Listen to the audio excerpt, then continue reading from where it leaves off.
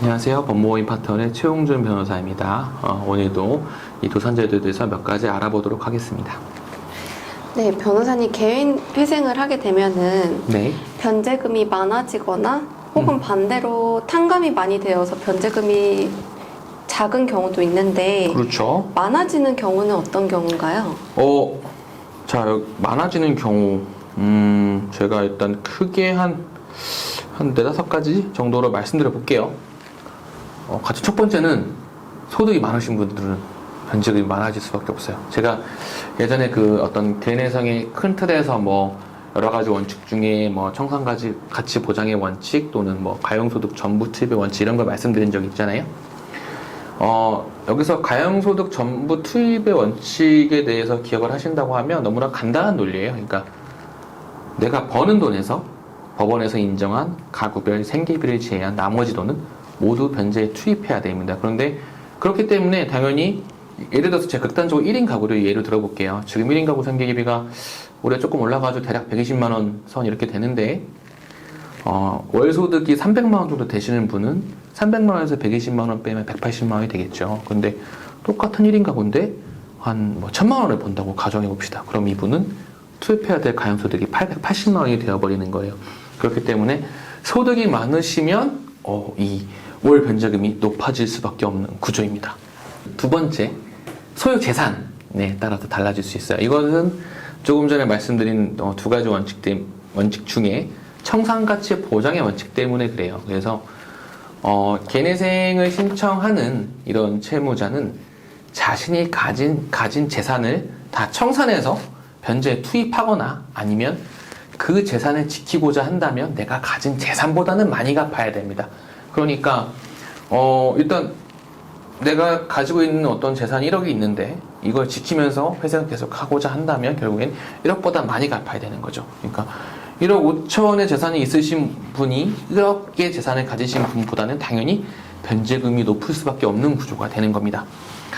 이렇게 이 두 가지가 일단 가장 큰 틀에서 변제금을 높이는 요인입니다. 그리고 이제 세 번째를 말씀드리면 우선 변제 채권이라는 게 있어요. 이건 뭐냐면 다른 그 채권의 성격상 일반적인 채권보다 우선적으로 전부 100% 변제를 해야 되는 채권을 말하는 겁니다. 쉽게 말하면 세금이죠. 조세도 될 수 있고, 그러니까 국세, 부가가치세, 소득세, 유형을 불문하고 국세, 그리고 건강보험료, 국민연금, 그리고 이런 거 있을 수 있습니다. 이혼하면서 장육의 양육을 부담하지 않기 때문에 대신 양육비를 상대방 배우자에게 줘야 되는 경우가 있을 수 있어요. 이런 경우 양육비. 이런 채권들은 우선 변제 채권이라고 해서 총 변제 기간 중에 절반에 해당하는 기간 안에 미리 갚아야 되는 그런 특성이 있습니다. 하지만 이 기간 동안 그렇다고 해서 다른 채권자들에 대한 채권을 전혀 갚지 않아도 되는 건 아니거든요.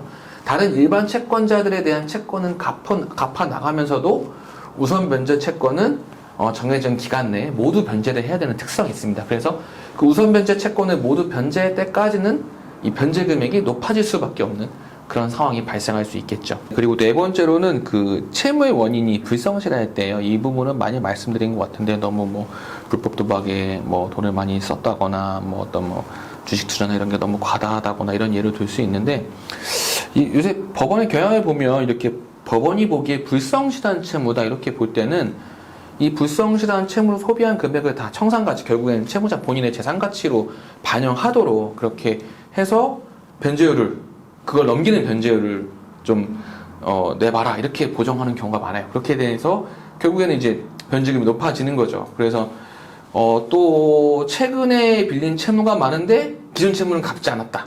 또 이런 유형도 좀 불성실 채무의 한 가지로 보고 있습니다. 이런 경우에는 법원에서는 예를 들어서 36개월 안에 도저히 자기들이 원하는 변제율이 나오지 않는다라고 하면 그 기간을 더 늘려서라도 좀 높은 변제율을 통한 변제를 수행하도록 권고하는 게 요새 경향입니다. 그래서 지금까지 말씀드린 내용들을 간단히 되짚어 보면 결국 이 변제금이 많아지는 경우는 크게 첫 번째 소득이 높은 경우, 두 번째는 재산이 많은 경우, 세 번째는 조세 같은 우선 변제 채권이 좀 많이 포함되어 있는 경우, 네 번째는 채무가 불성실한 경우, 이렇게 크게 네 가지로 나눠볼 수 있겠다 생각하시면 되겠습니다.